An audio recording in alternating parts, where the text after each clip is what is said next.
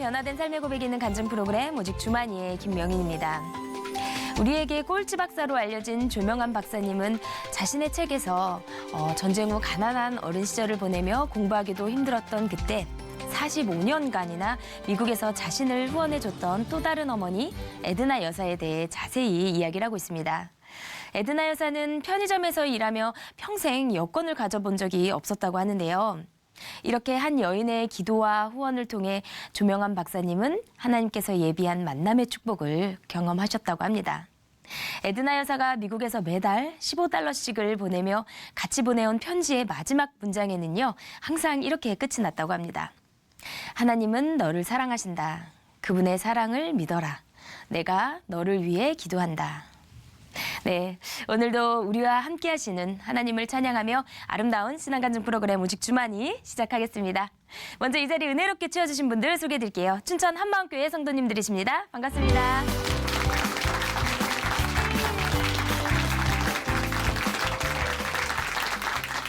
오늘 오직 주만이에서 소개해드릴 첫 번째 출연자는요. 수많은 책을 읽다 보니까 쌓은 지식도 상당하고 공부도 무리 없게 잘 하셨던 것 같은데요. 결혼 후에 남편과의 갈등과 우울증으로 힘든 시간을 보내셨다고 합니다.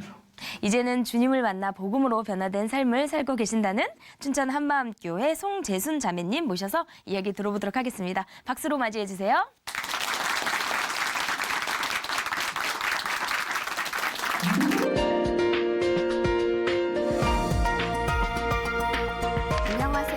춘천 한마음교회 송재순입니다. 저는 왜 살아야 하나 답을 찾기 위해 책에 몰입했고 결혼 후엔 남편과의 관계 회복을 위해 내적 치유에 빠져 살다가 정신분열 직전까지 가게 되었는데요. 부활하신 예수님을 만나 관계와 생각의 문제가 해결되어 진리 안에서 자유케 된 이야기를 나누려고 합니다. 저는 서울 종로에서 4남매 중 막내로 태어났어요. 아버지의 인생 목표는 돈 많이 버는 것과 자녀들 공부 열심히 시켜 출세시키는 것이었어요. 이것을 위해 하루도 쉴 새 없이 전력 질주하셨어요. 공부에 집착하는 아버지 때문에 공부에 공짜만 들어도 진절머리가 났고 부모님의 잦은 다툼으로 제 마음은 늘 불안했어요. 저는 탈출구로 책 속에 빠져들었는데요. 어린이 동화 전집을 시작으로 헤르만 헤세, 톨스토이, 토마스만 등등 나이에 맞지 않는 책들을 읽었어요. 친구들이 공기나 고무줄 놀이를 할 때 햄릿을 읽으며 사느냐 죽느냐 그것이 문제로다 고민했습니다. 책에서 인생의 답을 찾으려 했는데 위대한 작가들이 자살을 하거나 정신분열증으로 비참한 말로를 맞는 것을 보면서 책 속엔 제가 찾는 답이 없다는 것을 알게 되었어요. 저는 학창시절 조금 특이했는데요. 학교 운동장에서 야구공이 나를 향해 날아오는데 날아오는구나. 피하지 않고 쳐다보다가 안경이 박살난 적이 있었고요. 또 높은 창틀에 앉아있던 친구가 발을 흔들며 송재순 저리 가 장난을 치는데 저는 아무 생각 없이 친구의 두 다리를 잡아 그대로 당겨버렸어요. 복도 바닥에 떨어진 친구는 충격으로 꼼짝도 못하는데 저는 미안하단 말도 없이 교실로 들어가 버리기도 했습니다. 한 번은 과학 시간에 선생님께서 끓는 액체를 비커에 붓는 일을 시키셨는데 저는 비커를 잡고 있던 선생님 손에 끓는 액체를 정확하게 조준해서 천천히 부었어요. 놀란 선생님은 뛰쳐나가셨고 수업은 아수라장이 되고 말았습니다. 저는 이런 행동들이 운동신경이 둔하고 한쪽 눈이 약실라서 그런 것뿐이야 생각했어요. 고등학교 때 엄마처럼 의지하고 좋아했던 친언니가 갑자기 결혼을 해서 미국으로 떠나게 되면서 급격히 우울해졌는데요. 너무 외로웠고 잠들 때면 가위에 심하게 눌렸어요.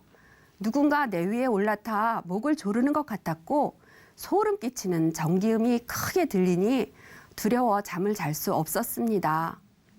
힘든 시간이었지만 간신히 대학에 가게 되었고 학과 실습으로 정신병원을 선택했는데요. 러시아 군대, 러시아 군대 외치는 정신분열증 환자를 맡았는데 환청을 들으며 자기가 러시아 사람이라는 거예요.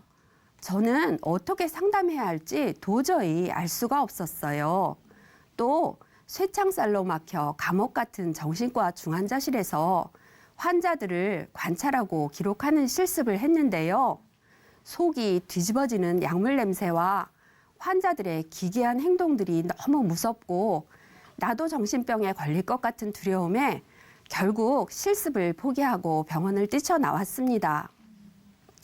나는 실패했고 쓸모없는 인간이라는 생각에 우울증이 심해지면서 자살을 할까 하고 옥상에도 올라가 보고 잠만 자고 지내던 중 친구를 따라 간증 집회에 가게 되었어요.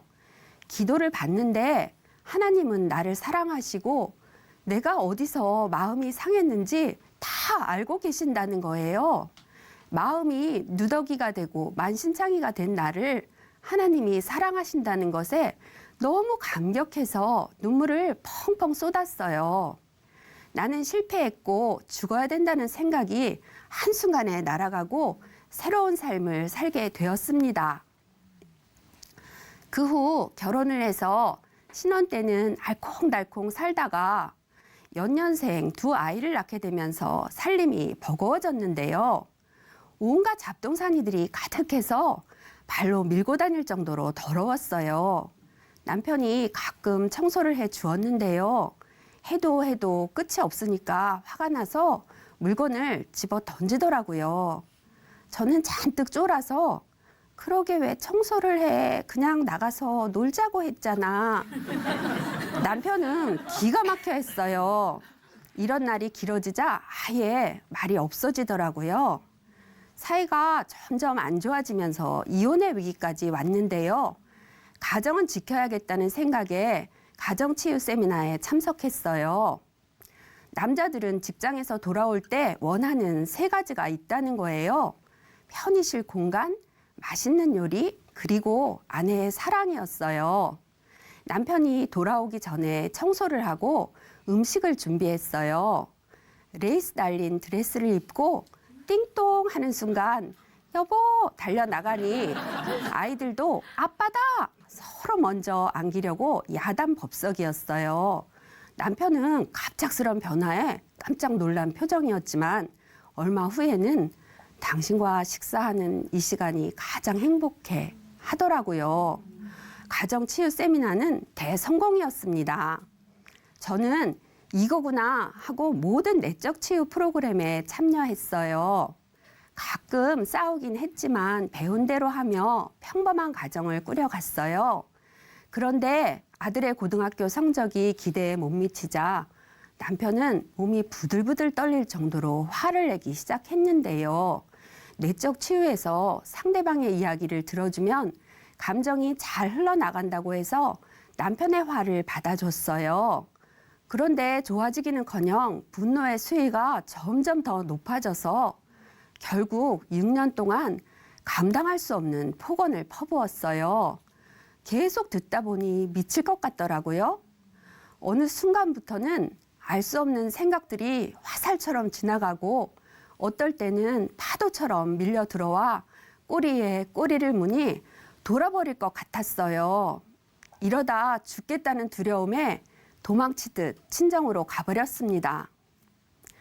그러나 남편과 헤어질 마음은 없었기에 전국 규모의 내적 치유, 분노 세미나, 비폭력 대화, 성경적 상담, 개인 상담을 받았지만 문제는 해결되지 않았어요. 증상은 점점 더 심해져서 수업 도중에 소리를 지르고 싶은 충동이 일어났고 생각이 쓰나미처럼 밀려들어와 숨쉬기가 힘들 지경이었어요.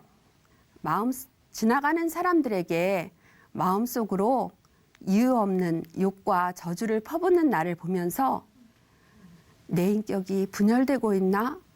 내가 정말 미치는 건가? 너무 두려웠어요. 저는 이 모든 것에서 빠져나와 정말 살고 싶었습니다. 그러던 어느 날 TV에서 간증을 보는데 귀가 번쩍 뜨이는 거예요. 나도 저기 가면 살 수 있을까? 3달 동안 아침부터 잠들 때까지 400편의 간증을 3번이나 돌려보았어요. 이건 진짜 교회구나. 나보다 더 심한 온갖 문제들을 무지막지하게 오픈해도 포용하고 사랑하는 공동체가 있다는 것에 제게도 소망이 부어졌어요. 저는 앞뒤 생각도 없이 가자 하고 무작정 한마음 교회를 찾아갔습니다. 예배를 드리는데 이 목사님은 말씀 준비를 안 하시고 부활만 반복하시는구나 실망했지만 변화된 사람들의 간증이 있었기에 교회는 꾸준히 다녔어요. 예배 시간에는 잘 듣는다고 생각했는데 정작 기억에 남는 말씀이 거의 없었어요. 남들은 예배가 끝나면 놀랍다, 감격이다, 대단하다 하는데 별거 아닌 말에 왜 이렇게 유난스러운 거야 했어요. 일꾼도 말씀을 못 듣는다고 하는 거예요. 왜 자꾸 못 듣는다고 하지? 나는 결석도 안 하고 간증도 쓰려고 노력하는데 내가 지금 당장 변화되지 않아도 여기 붙어 있다 보면 되는 거 아니야? 반발심이 들었어요. 나는 한다고 하는데 마음을 들이지 않는다고 하는 거예요. 마음을 어떻게 들이라는 거야. 짜증이 났어요. 앞에서는 네 웃으며 대답을 하고 뒤 돌아서면 깨끗하게 잊었어요. 작은 교회 식구들이 말씀에 집중을 못하니 함께 하자고 하면 일주일에 한 번 보면 되지 진짜 왜 그러는 거야. 마지못해 만났어요. 시간이 지나면 나도 되겠지 생각하며 고민 없이 교회만 왔다 갔다 했습니다. 그런데 시간이 많이 지났는데도 아무 변화가 없자 고민이 되기 시작했어요. 맨날 교회에서 부활이 역사적인 사실이다. 예수님은 실존 인물이다 그러는데 내가 직접 확인해 봐야겠더라고요. 저는 예수가 신하라고 막연히 생각했는데 실존 인물이라는 것을 처음 들었어요. 그래서 인터넷에 예수 실존 인물인가 치니 수많은 고고학적인 물증과 여러 학자들의 논증이 있었어요.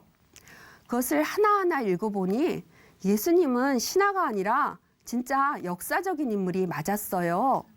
예수님뿐만이 아니라 제자들까지 실존 인물이었더라고요.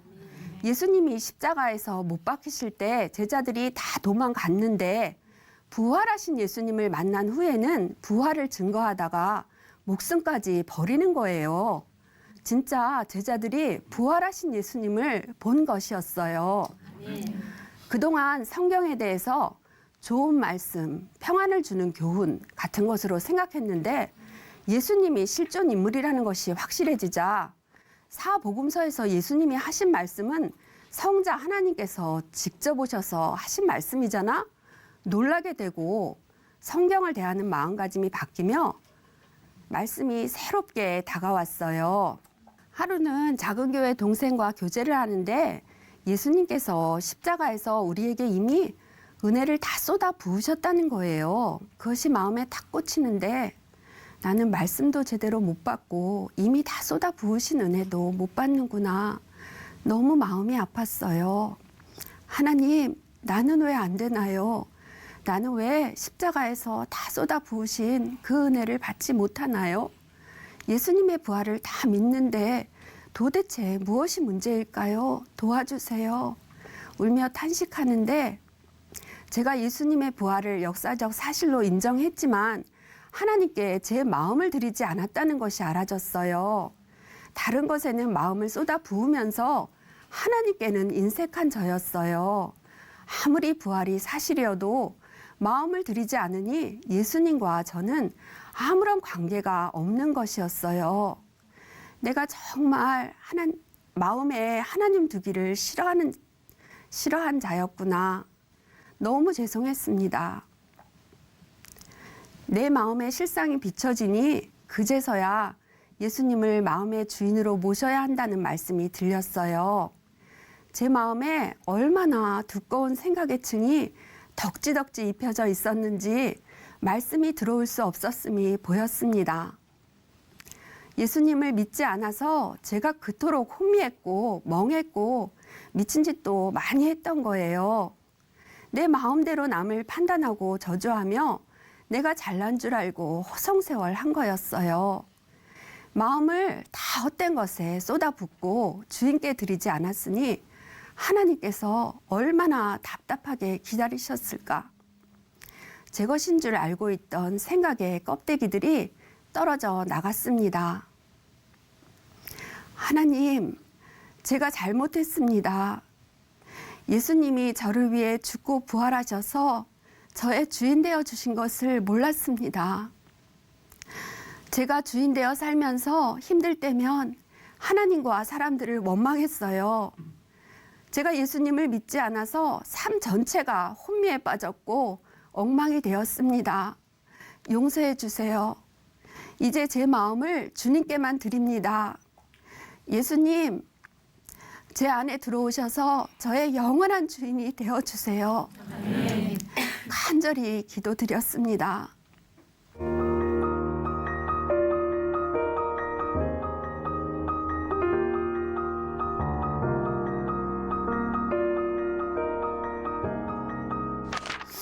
저는 분열적이고 혼미한 생각이 쉴 새 없이 치고 들어와 두려워하며 고통받았는데요. 부활하신 예수님이 실제니까 실제이신 말씀만 붙들면 되는 것이었어요. 말씀을 붙들수록 생각은 힘을 잃었고요. 지금까지 아무것도 아닌 것을 두려워하며 영원한 어둠으로 끌려갈 뻔했다는 것이 알아지니 끔찍했습니다. 하나님께서 저를 복음의 강체로 인도해 주셔서 긴 어둠의 터널을 벗어나게 하신 은혜가 얼마나 감사한지 모릅니다. 아멘. 저는 남편을 용서하지 못하는 마음이 있었는데요. 부활의 주를 만나고 보니 나의 부족함 때문에 남편도 참 힘들었겠구나 미안해졌어요. 전에는 생각도 하기 싫고 안 보니 속이 시원했는데 지금은 몸도 약한데 자주 돌봐주지 못해 안쓰러워요.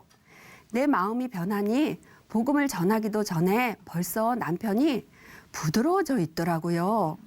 남편은 직장일로 따로 떨어져 있지만 자기를 생각해주는 그 마음 하나만 있으면 된다고 했어요. 저는 항상 몸이 무겁고 피곤해서 하루 외출하면 그 다음 날은 꼬박 잤었는데요. 지금은 진주에 있는 남편을 만나고 새벽에 예배드리러 가는 것을 보면 남편은 와, 원더우먼이 됐네. 너무 건강해졌다고 합니다. 저는 소위 명문고, 명문대를 다녔기에 똑똑한 나도 이렇게 멍한데 다른 사람들은 나보다 훨씬 더 멍하겠지? 또 누구나 가끔은 미친 짓 하며 살았을 거라고 생각했어요. 근데 주위 사람들에게 물어보니 아무도 그렇지 않다고 하더라고요. 멍한 것도 미친 짓도 정상이 아니라는 것을 알게 되었어요. 내가 얼마나 포로되어 살았는지 뒤돌아보니 아찔합니다. 혼자서는 말씀 듣기가 참 힘들었는데 작은 교회 식구들과 계속 만나면서 아, 이렇게 같이 하면 되는구나. 혼자서는 아무것도 못하지만 같이 말씀 보고 같이 전도하며 모든 것을 함께 할 때 소망과 평안이 차오르는 것을 경험하게 되었습니다. 나이든 나를 왜 이렇게 닥달하나 했는데 끝까지 함께 하려는 마음을 알았을 때 참 많이 미안하고 감사했어요. 얼마 전 환갑이었는데 작은 교회 식구들이 함께 주어서 너무 기쁘더라고요. 이것이 천국이구나 했습니다. 제 주변에는 많은 것을 갖췄어도 정신적으로 힘든 분들이 참 많아요. 제가 그런 아픔을 많이 겪었잖아요. 하나님께 꼭 복음 전하게 해달라고 기도하고 있습니다. 부활하신 예수님을 만나면 어떤 궁지에 빠진 사람도 살아날 것을 아니까 이 복음 전하는 사명을 전심으로 감당할 겁니다. 제가 환갑을 맞아 인생을 돌아보니 세상 별거 없더라고요. 바라볼 것, 붙잡을 것이 결국 부활하신 예수님밖에 없었어요. 앞으로 남은 인생 주를 위해 나의 모든 것을 드리고 싶어요. 가망 없던 나를 건져주셔서 새 삶을 주시고 증인되게 하신 주님 사랑합니다. 감사합니다.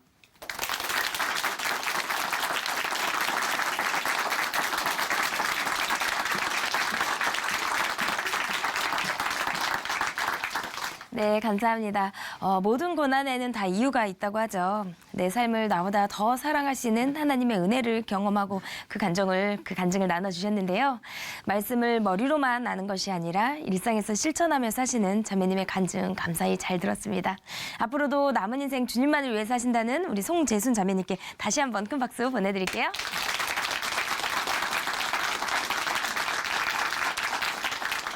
아름다운 믿음의 고백으로 하나님의 은혜를 나누는 오직 주만이 오늘 두 번째 출연자를 소개해 드릴 텐데요.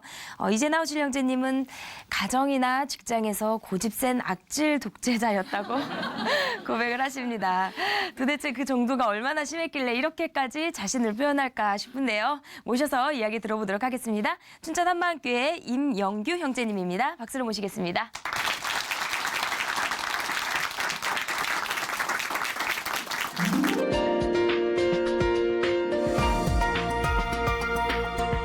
안녕하세요.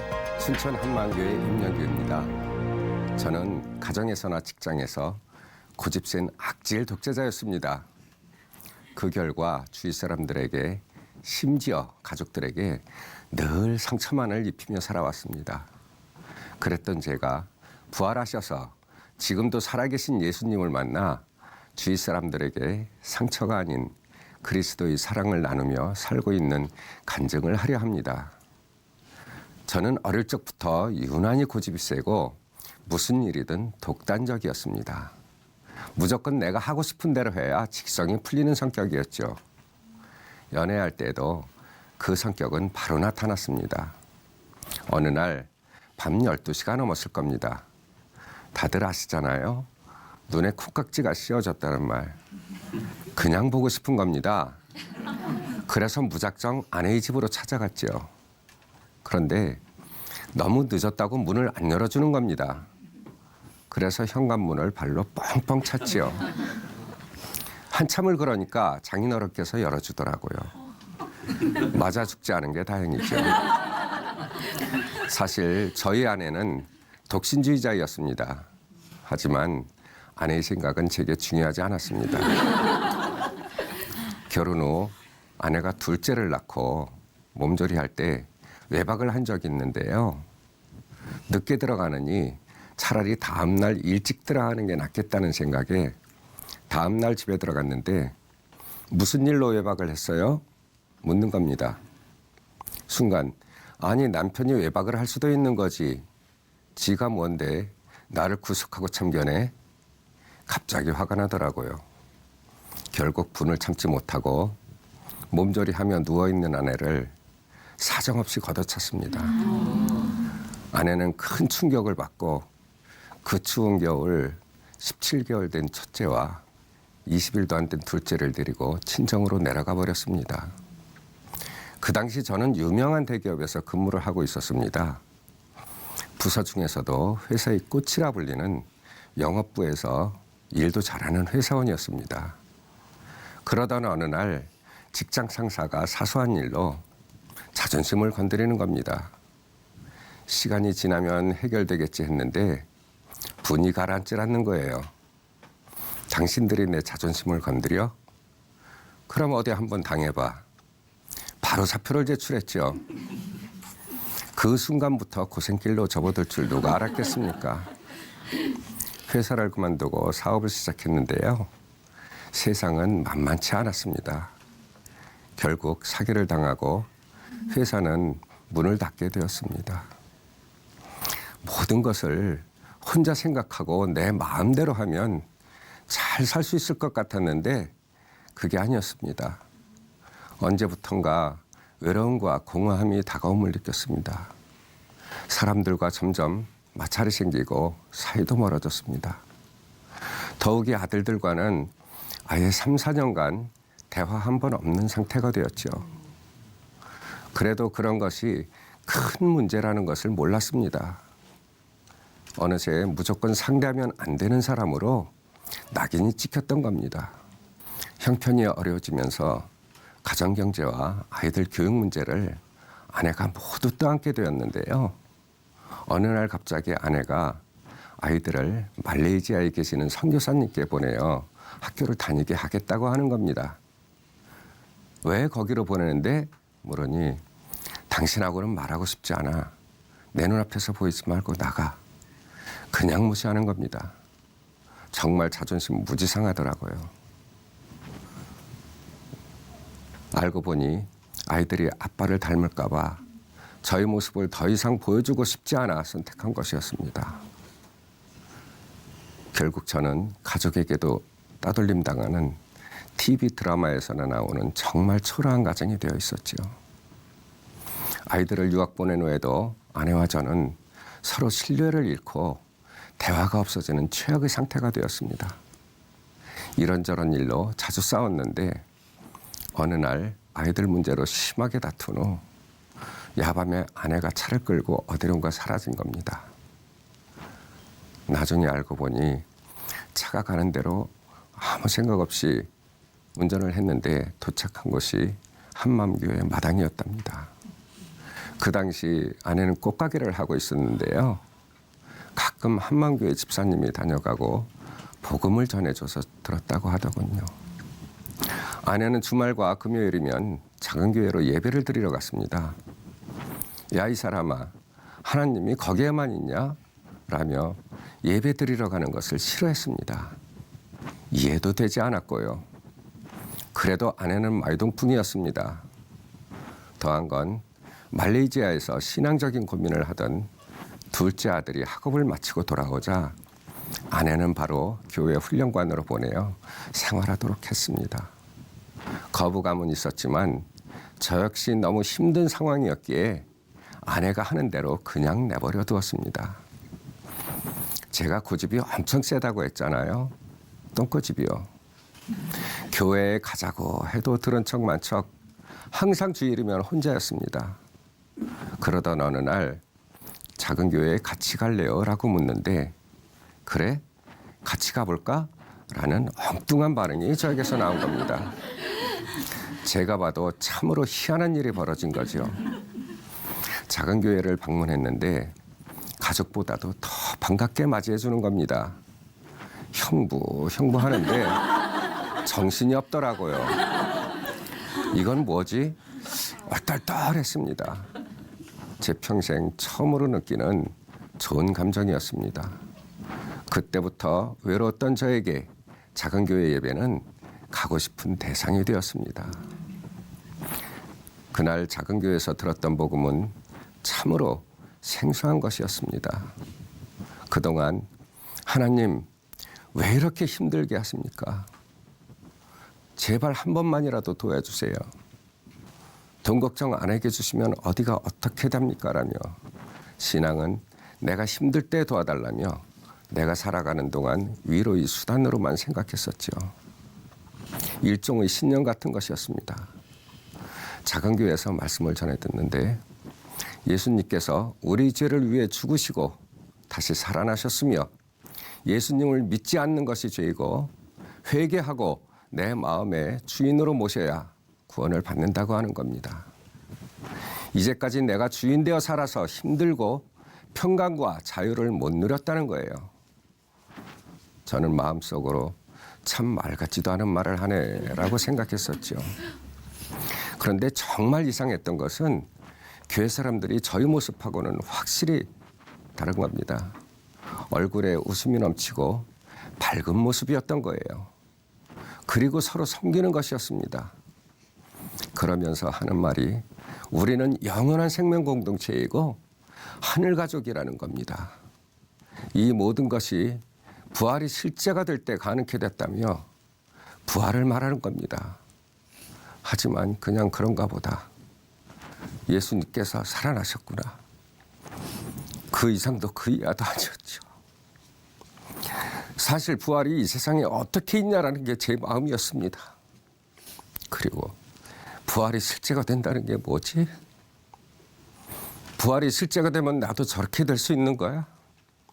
아무리 생각해도 저에게는 있을 수 없는 일이었습니다. 그런데 말씀 중에 제 귀에 들리는 한마디가 있었습니다.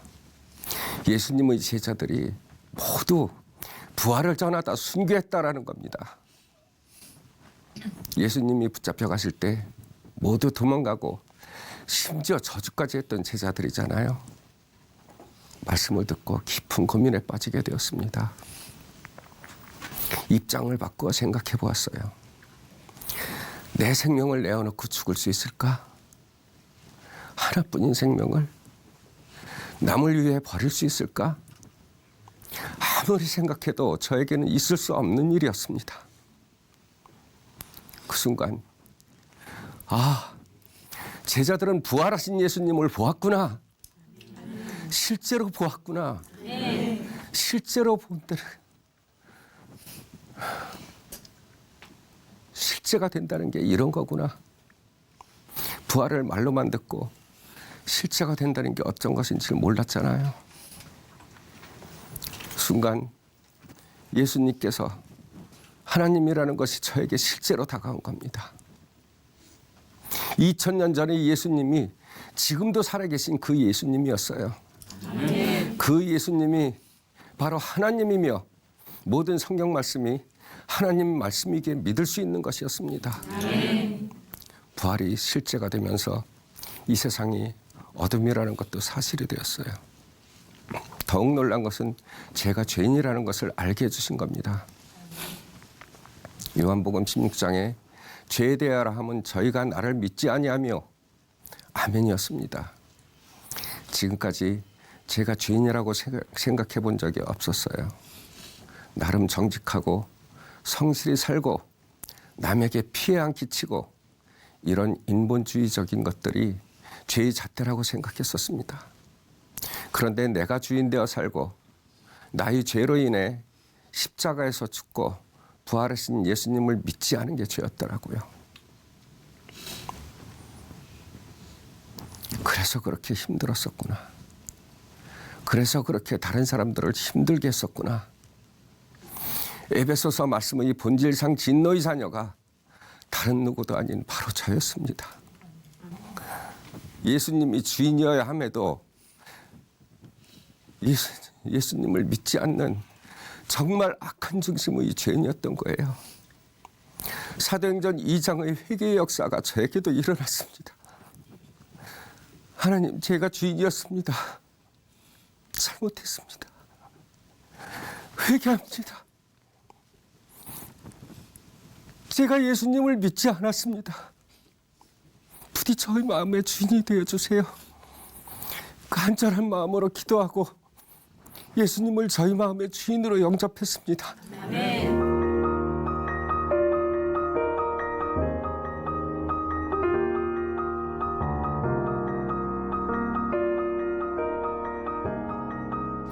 예수님을 영접하자 저도 모르게 마음의 평강과 자유가 오는 겁니다. 부활을 그저 신념으로만 느낄 때에는 십자가에서 죽으신 예수님과 저와의 연관성을 못 느꼈었거든요. 그런데 십자가에서 죽으신 예수님이 전능자 하나님이 실제가 되면서 십자가 사랑이 얼마나 큰 사랑인지 그리고 조건 없는 사랑인지 바로 알게 되었습니다. 그리고 나라는 존재의 가치가 예수님의 생명과 바꿀 만큼 귀한 존재구나가 알아지면서 저희 신분이 하늘에 속했음이 확실해졌습니다. 이어 에베소서 3장 말씀이 저에게도 임하며 주님 안에서의 우리라는 의미가 명확해졌습니다. 제 안에 예수님이 계시고 매일 주님과 동행하는 자가 이미 되어 있던 겁니다. 지금은 모든 지체들이 사랑스럽고 그냥 예뻐 보입니다. 제가 악질 독재자였다고 했잖아요.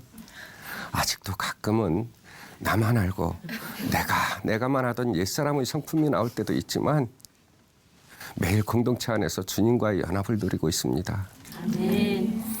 가끔 아들들이 말대꾸를 할 때가 있는데요. 예전 같으면 난리가 났겠죠. 그런데 지금은 아들들 안에 계시는 예수님께 화를 낼 수가 없더라고요. 이런 저희 변화에 아들들도 저에게 다가왔습니다.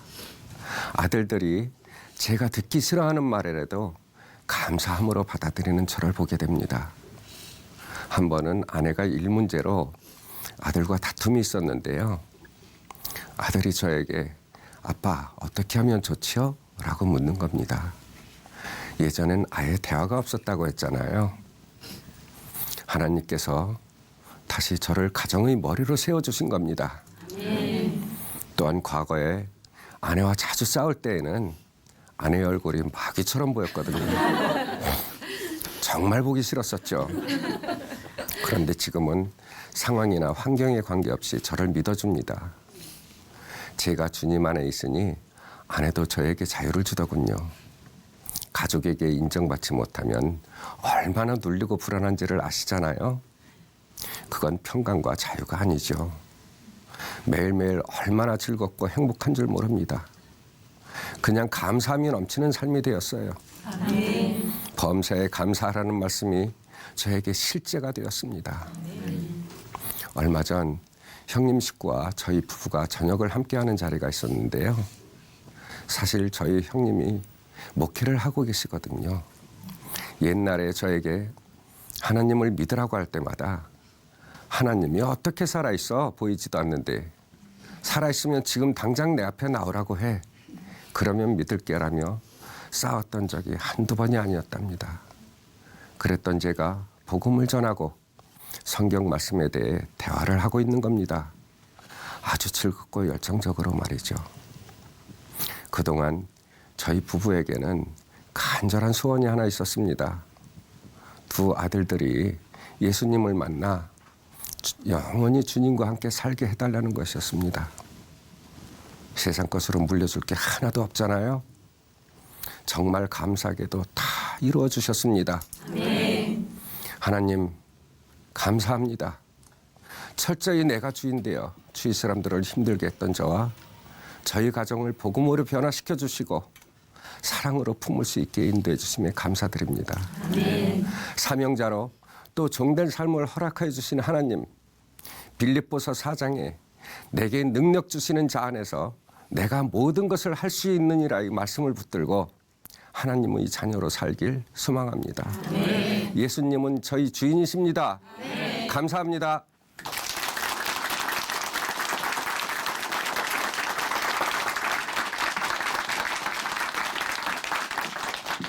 네, 간증 감사합니다. 우리가 남들 앞에선 그리스도인이라 말하면서도 순간에 분노와 혈기를 참지 못해 화를 내고 독한 말을 내뱉을 때가 있습니다. 감정이 아닌 말씀을 따라 살도록 늘 기도해야 할 것 같습니다. 이제는 형제님과 그 가정이 복음으로 변화돼 하나님의 자녀된 축복을 누리며 사신다고 하셨는데요. 예수님을 만나 거듭난 인생을 살아가신다는 우리 이명규 형제님께 다시 한번 큰 박수 보내드리겠습니다.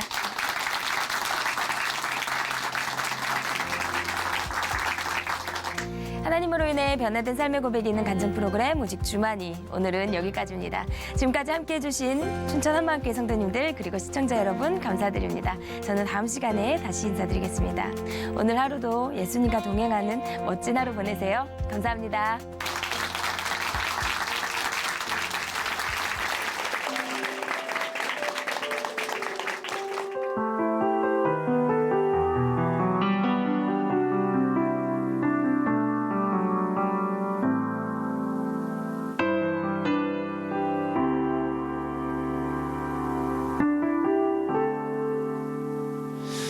내 가는 길 그 멀고 험한 아무도 함께 가지 않는 그 광야 길 걸어가다 내 앞에 놓인 큰 바다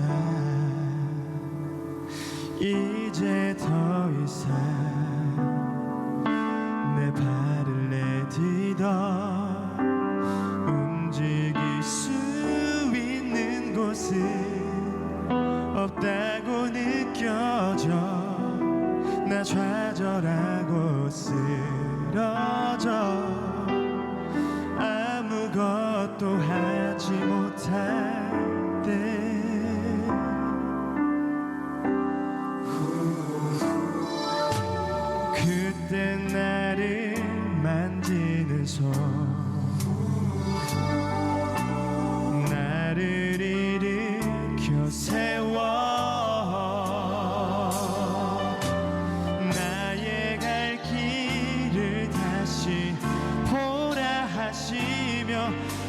앞에 바다를 가르시네.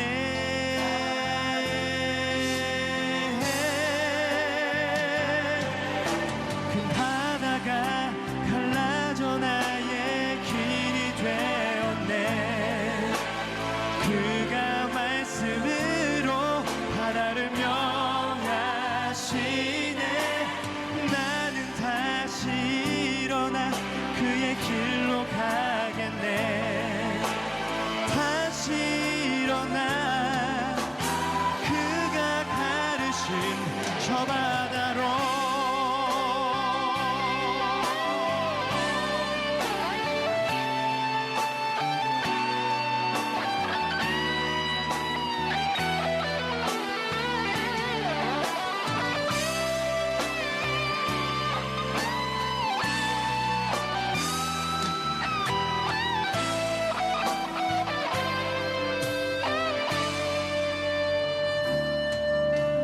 그때 나를 만지는 손,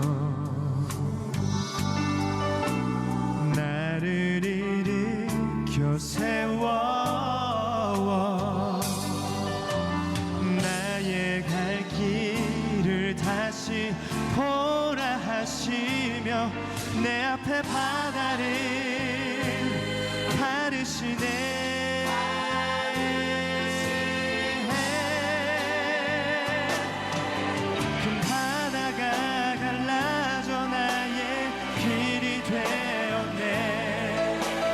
그가 말씀으로 바다를 명하시네. 나는 다시 일어나 그의 길로 가